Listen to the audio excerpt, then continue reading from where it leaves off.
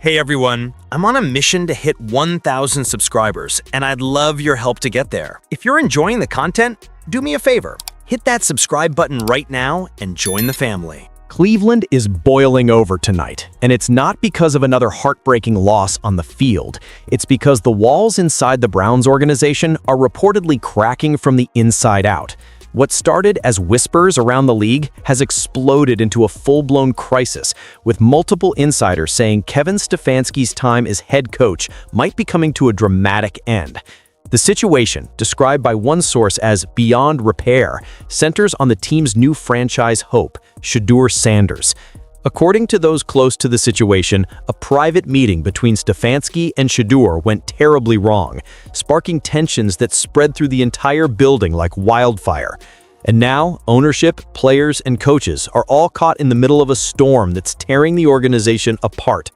The word inevitable has reportedly started circulating inside Berea. Not maybe, not possibly, but inevitable.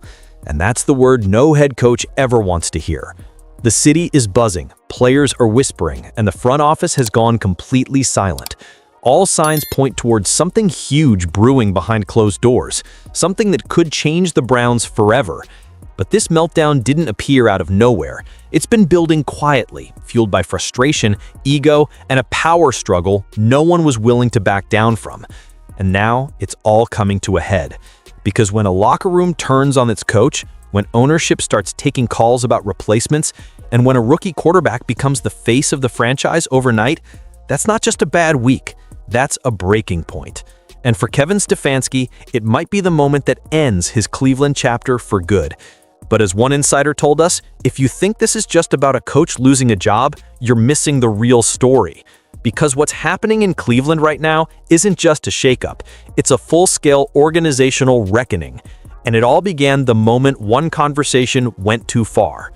But that was only the start.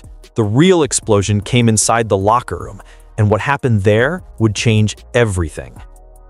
According to multiple sources close to the team, the chaos inside Cleveland started with one meeting that spiraled completely out of control. It was supposed to be a routine conversation, a quick check-in between head coach Kevin Stefanski and rookie quarterback Shedeur Sanders. But what insiders describe as tense quickly turned into something far more volatile. Stefanski, frustrated with the growing spotlight around Shedeur, allegedly questioned his leadership and even his influence inside the locker room. He reportedly said the team was treating a rookie like a superstar before he's earned it. Those comments, while maybe intended to challenge Shedeur, landed like a bomb. Within hours, word spread through the locker room. Veteran players, many of whom had already bought into Shedeur's leadership, were furious. One insider put it bluntly, "You don't go after Shedeur right now, not with the way this city feels about him."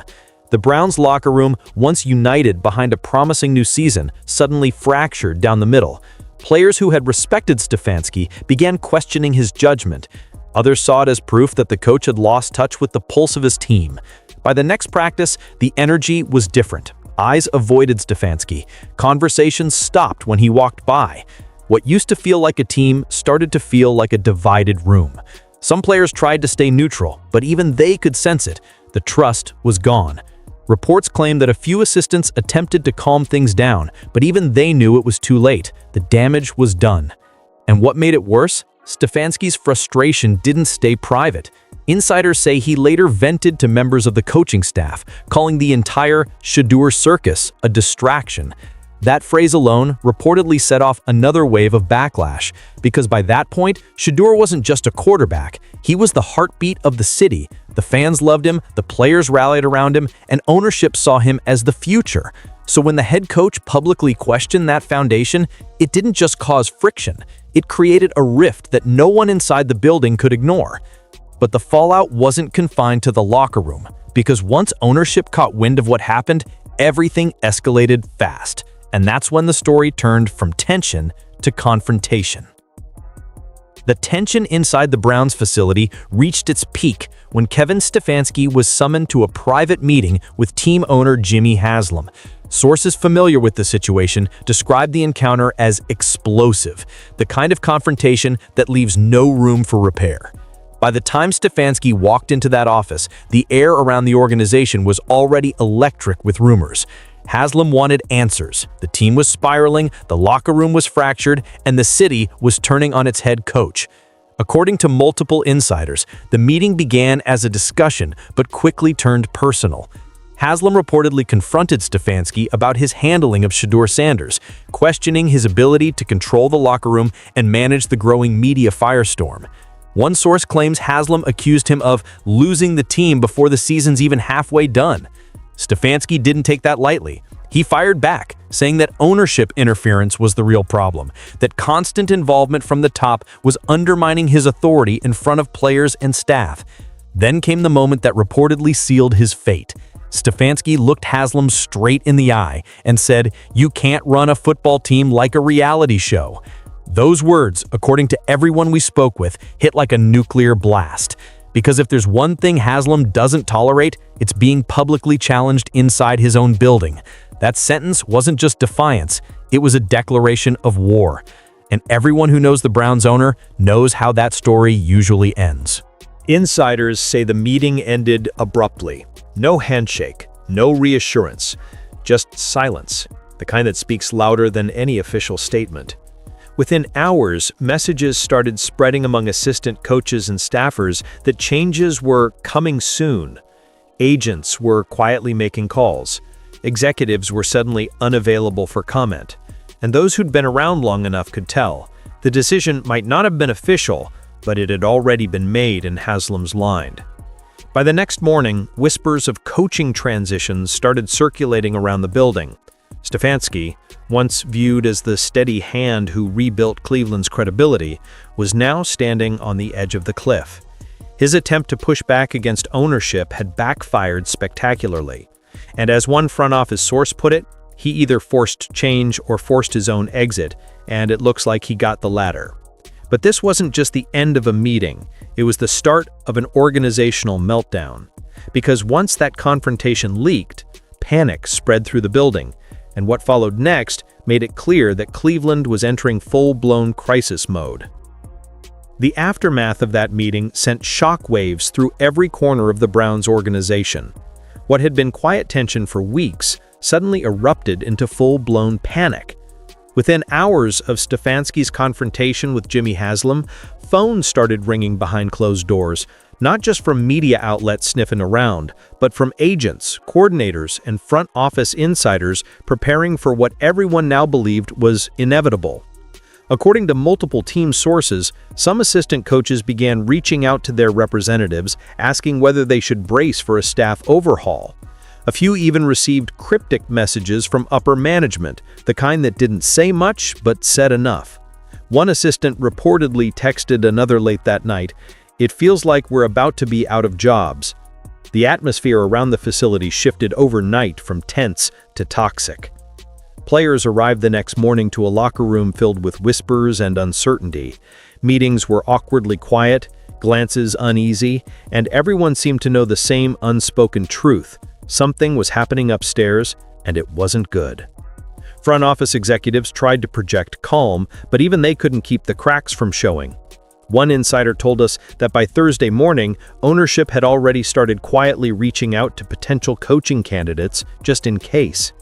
The list reportedly included several names with offensive backgrounds and experience developing young quarterbacks, a clear sign of where the organization's priorities were heading. And while all of this unfolded internally, rumors began leaking out at lightning speed. The phrase coaching change started popping up in text threads, in DMs between players and reporters, and even in group chats between Browns staffers. One front office employee said the word being used behind the scenes wasn't if, it was when. Another insider didn't mince words, saying flat out, inevitable. That's the only word that fits right now. By that evening, it felt like the entire organization was holding its breath. Players were checking social media for updates, staffers were dodging reporters, even veteran players, usually steady voices in times of turmoil, looked rattled. For many, it wasn't just about losing a head coach, it was about watching the structure of the team collapse in real time. And as that chaos spread beyond the facility walls, the fans caught on. What started as whispers inside Berea turned into trending hashtags, viral debates, and talk show speculation that lit up the sports world. Because once Cleveland fans smell blood in the water, the storm doesn't stay quiet for long. And soon enough, the entire city would join in, pushing the situation from internal crisis to full-on public eruption. By the time the sun set over Cleveland the next evening, the story had broken wide open. What had been a quiet internal crisis just 24 hours earlier was now a full-blown public spectacle. Hashtags like Fire Stefanski and Shedeur Era were suddenly everywhere, flooding social media feeds with outrage, disbelief, and fiery opinions. Fans weren't just speculating anymore, they were choosing sides, and it wasn't even close. One viral post from a local Browns page with nearly 200,000 followers summed up the mood perfectly. Stefanski picked the wrong fight. You don't challenge the kid this city has already crowned. Others echoed the same sentiment, saying that Stefanski had lost the locker room, the fan base, and now his job. Within hours, those posts were being shared across NFL circles, and by midnight, the story had jumped to national coverage. On ESPN's late-night panel, analysts debated whether Cleveland could survive another mid-season meltdown. One insider hinted that the situation was way worse internally than people realize. NFL Network segments started referencing cracks inside the Browns organization, and talk radio in Cleveland went nuclear. Callers vented about the same old dysfunction that's haunted the franchise for decades. The anger wasn't just about Stefanski's comments anymore, it was about the feeling that history was repeating itself. And then came the fan rallies outside the practice facility. Small at first, but growing by the hour. Homemade signs reading, "Let Shedeur lead," and "Enough chaos" appeared near the gates. Reporters snapped photos, and suddenly those images were being plastered across every sports site in the country. Cleveland, once filled with cautious optimism, now looked like a city on the verge of revolt. Inside the organization, players could feel the shift. Every time they opened their phones, they saw the headlines, the memes, the outrage. Some tried to stay silent, but others began quietly liking posts defending Shedeur, subtle signs of loyalty that spoke volumes. It was clear where the locker room stood, and it wasn't with the head coach. As one longtime Browns reporter put it, "This isn't a disagreement anymore. This is a takeover." The narrative had flipped overnight. Stefanski wasn't the leader fighting for order, he was the obstacle standing in the way of progress. And the louder the fans got, the quieter the organization became. But as the noise outside reached deafening levels, something even more damaging was happening behind the scenes. A total collapse of trust, structure, and authority inside the Browns facility. Because this wasn't just about a social media storm. This was the unraveling of an entire franchise from the top down. Behind closed doors, the Browns facility had turned into a war zone. Not with shouting or chaos you could see, but with the kind of quiet tension that eats through a team from the inside out. Executives weren't on the same page, coaches were walking on eggshells. And the players? They could sense the shift immediately. Something inside the building had broken, and no one seemed capable of fixing it. Meetings that used to be focused on strategy now felt like political briefings. Every department was scrambling to protect itself from fallout. One assistant coach reportedly said it felt like a slow-motion collapse where everyone knew disaster was coming, but no one wanted to be the one to say it out loud. The chain of command that usually held the team together, from ownership down to the locker room, had completely fractured. Kevin Stefanski, once seen as the calm, composed leader who brought stability to Cleveland, now looked isolated. Sources claimed he barely spoke to key veterans, and that the atmosphere during film sessions had turned ice cold. Players whispered that Stefanski had lost his voice, that his speeches sounded more defensive than inspiring. And when Shedeur Sanders' name came up in meetings, the energy in the room would shift instantly, from frustration to tension to outright silence. Front office insiders later revealed that ownership had begun holding unofficial meetings without Stefanski present, discussing emergency options and possible interim plans. The tone wasn't about damage control anymore, it was about survival. Reports even surfaced that certain staffers were leaking details to the media just to get ahead of the chaos. What was once a tight-knit, disciplined operation had become a game of whispers and backstabbing. Meanwhile, Shedeur himself stayed mostly quiet, but his actions spoke volumes. He showed up, practiced hard, and kept his distance from the drama. But his silence only added to the mystery. Every move he made, every tweet, every expression on the sideline was dissected by analysts trying to figure out what he was really thinking. Some insiders said he felt betrayed. Others said he was just waiting for the storm to pass. Either way, everyone knew he held the leverage now. And as the Browns tried to project calm to the outside world, internally, they were imploding. Players began questioning decisions. Assistants clashed over play-calling responsibilities. Even basic communication, things like scheduling and team messages, started breaking down. What had been a playoff-contending organization just weeks before now looked like a franchise without a captain drifting in open water. One executive described the situation perfectly. It wasn't just a bad week, it was the moment we realized the system had failed. Everyone was in self-preservation mode. But even in the middle of that meltdown, a bigger shock was brewing. One that would change not just the Browns' season, but their entire future. Because the person everyone assumed would go quiet was about to make the loudest statement of all. While the organization was tearing itself apart, Shedeur Sanders was quietly rewriting the narrative.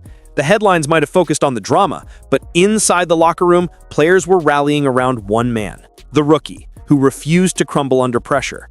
Every snap in practice, every moment on the field, Shedeur treated like it was a message to the entire league. He wasn't going anywhere. Teammates started noticing it first: the poise, the focus, the refusal to engage in gossip or finger-pointing. While others argued in meetings or whispered about who was getting fired next, Shedeur was locked in on film, studying, leading by example. Even veterans who had stayed silent during the turmoil started following his lead. One insider said, "It was like watching the locker room pick its new general in real time," and it wasn't Stefanski. Then came the moment that shifted everything. During an open practice session, the first since the chaos went public, Shedeur delivered a performance that didn't just silence critics, it reignited belief. Precision throws, perfect timing, absolute command of the offense. Every rep felt like a message to the entire league. By the time practice ended, even coaches who tried to stay neutral couldn't deny what they were seeing. And fans felt it too. Clips from that practice hit social media within hours, and the internet exploded.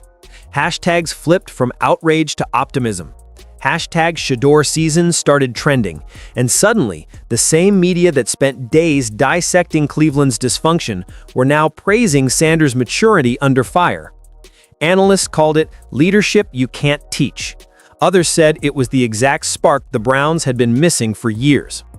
But what really sealed his rise wasn't just how he played, it was how he carried himself through the storm. Reporters noticed that he never once threw anyone under the bus, never hinted at bitterness, never lashed out. Instead, he spoke about focus, growth, and accountability. Words that hit harder, coming from someone half the age of most veterans around him. It was calm confidence, not ego, that set him apart. Behind the scenes, ownership started paying attention. The whispers about Stefanski's future grew louder, while the quiet support for Shedeur turned into open admiration. Executives began referring to him as the face of the franchise, even as the chaos continued around him. For the first time in weeks, Cleveland had something to believe in. Not management, not the coaching staff, but the player who refused to break. By the end of that week, insiders described the energy around the team as completely different. The tension was still there, but something new was building. A sense that maybe, just maybe, this was the turning point. The locker room wasn't following orders anymore. It was following Shedeur. And as one veteran quietly told a reporter off the record, "You can replace a coach, but when a leader like that steps up, you don't stop him, you build around him." But Shedeur's rise wasn't just inspiring, it was dangerous. Because with every moment he gained power, it brought the Browns one step closer to a decision that would shake the entire NFL. By the time Sunday rolled around, everyone in the building knew what was coming. They just didn't know when. The tension that had been simmering for weeks finally reached a breaking point. The Browns front office, once hesitant to act, had realized something undeniable. The team couldn't move forward with Kevin Stefanski still in charge. His authority had vanished, his locker room had turned, and the fan base had already made its verdict loud and clear. The end wasn't a matter of if, it was a matter of how soon. Reports began leaking early that morning. First, whispers from NFL insiders hinting that major changes were coming. Then, a cryptic tweet from a well-known reporter. Big moves brewing in Cleveland, stay tuned. Within minutes, the story had caught fire. Everyone knew exactly what that meant. Inside the facility, Stefanski arrived as usual, trying to project calm. But the silence in the halls told him everything he needed to know. Assistants avoided eye contact. Staffers spoke in hushed tones. Even players, some of whom had once fiercely defended him, seemed distant. It wasn't anger or rebellion anymore. It was resignation. Everyone had already emotionally moved on. Ownership called him in just before noon. The meeting lasted less than 10 minutes. There were no dramatic outbursts, no finger-pointing, just a quiet acknowledgement that the situation had spiraled beyond repair. Stefanski was professional, even stoic, as he gathered his things and left the building for the final time. Cameras caught him walking to his car, expression unreadable, but his departure said everything. The Stefanski era in Cleveland was officially over. News broke seconds later. Every sports outlet carried the headline in bold. Cleveland Browns part ways with Kevin Stefanski. Fans erupted. Outside the facility, cheers and chants filled the air, not out of disrespect, but out of relief. To them, it wasn't about celebrating someone's downfall. It was about hope returning to a team that had nearly fallen apart. Comment sections flooded with praise for Shedeur, memes declaring it the start of the new era, and speculation about what would come next. Players began posting cryptic emojis and subtle messages, lightning bolts, fire, crowns, the universal signs that they knew change had arrived. Insiders described the atmosphere inside the locker room as a mix of shock and liberation. For the first time in months, it felt like the team could finally breathe. As for Shedeur, he didn't post a single word that day. Just a photo. Him walking onto the practice field at sunset, helmet in hand, with the caption, "Work continues." It didn't need explanation. Cleveland knew exactly what it meant. The chaos, the leaks, the divide, all of it had led to this moment. The end of one chapter and the undeniable beginning of another. The Browns had gambled on the future, and now the weight of that future rested squarely on the shoulders of a 22-year-old quarterback who refused to back down. And as one analyst put it bluntly on live television, Stefanski's gone. Shedeur's the face. Whether it works or not, that's Cleveland's new reality. But no one could have predicted just how fast that new reality would take over the league. Because what came next wasn't just a new beginning, it was the start of something Cleveland hadn't seen in decades: belief. By nightfall, Cleveland felt different. The tension that had haunted the city for weeks was gone, replaced by something rare, something that had been missing for far too long: optimism. Kevin Stefanski's firing wasn't just the end of a coaching tenure, it was the symbolic reset of a franchise that had spent years trapped in its own dysfunction. For once, the Browns weren't clinging to the past, they were stepping boldly into the future, and that future's name was Shedeur Sanders. Inside the facility, the tone had shifted overnight. Players who had been walking on eggshells were suddenly laughing again. Assistants spoke with a new sense of freedom. Ownership, for all the chaos it had caused, had made its stance clear. The franchise would now be built around Shedeur, completely and unapologetically. No more tug-of-war between the locker room and the front office. No more divided loyalties. The Browns had their leader, and the city that's been waiting decades for a savior, they've already chosen theirs. Because in Cleveland, the storm has passed, and what's left standing isn't ruin. It's rebirth. The chaos is over, the doubt is gone, and for the first time in a long, painful history, the dawn of a new era has arrived.